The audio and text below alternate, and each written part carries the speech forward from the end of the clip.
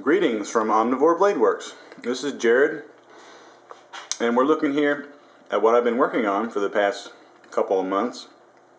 This is a batch of blades out of 01 tool steel, and I'm getting close to being done with the grinding. All the rough grinding is pretty much finished, except for on a few little knives.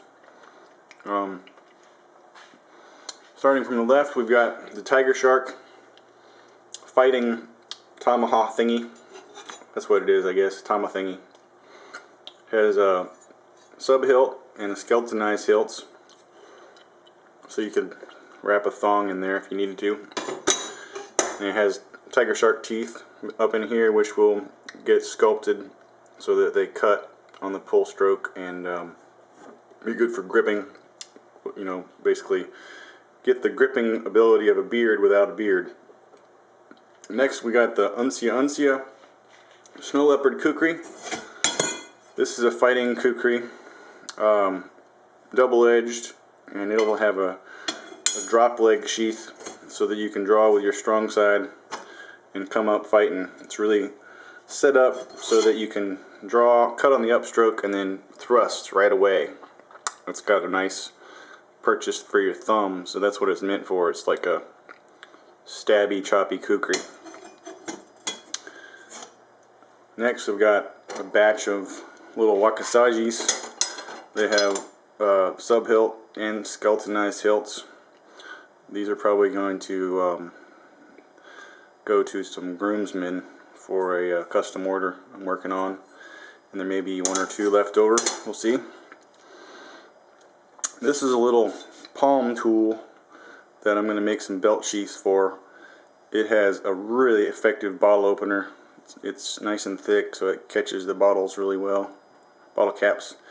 It has wrench feature in here, and it has an oxygen wrench feature too. This is just one of the blade possibilities. I'm going to try sort of a Tonto funky wedge grind, and then this is what I'm starting with the blank, so that I might try to forge some a little longer so they'll go into your finger basically and follow the profile of your finger in your hand, so you can just point and then there's something behind your finger that's sharp and stabby. So that'd be a nice little belt tool you can carry with you wherever you go. Next, we got the Murder, which is double-edged sword, kind of a gladius sized sword. It's kind of hefty, but you see where this magic marker is. I'm going to try as a extra cost option to do a blood groove on both sides. Try one or two and see if it works out, and if it does, then I'll offer that as an option. And if it's hard, then it'll be, I don't know, we'll see. Got a couple of Kodiaks. I think one of these is definitely spoken for.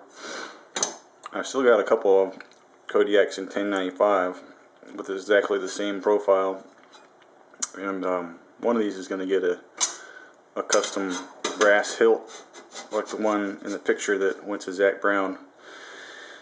Then we got the Americanus Bowie, a little updated version. It's a fighting Bowie.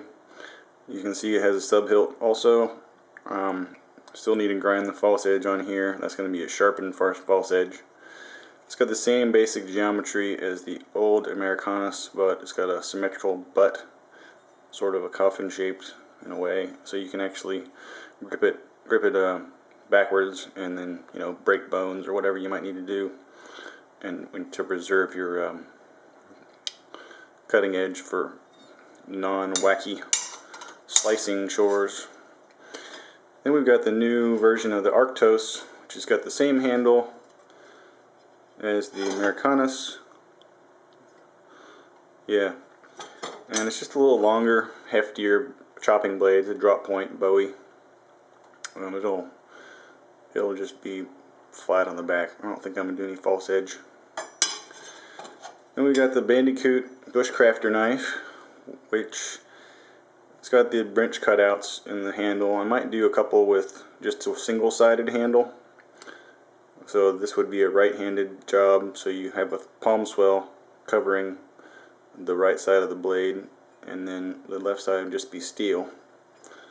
And this is a nice heavy-duty working knife that you could also use as a fighter if you needed to. And I've got, most of these have false edges on them, and then I'm going to do a few that'll just have solid spines. I haven't ground those yet. We've got a companion knife for the Tanuki.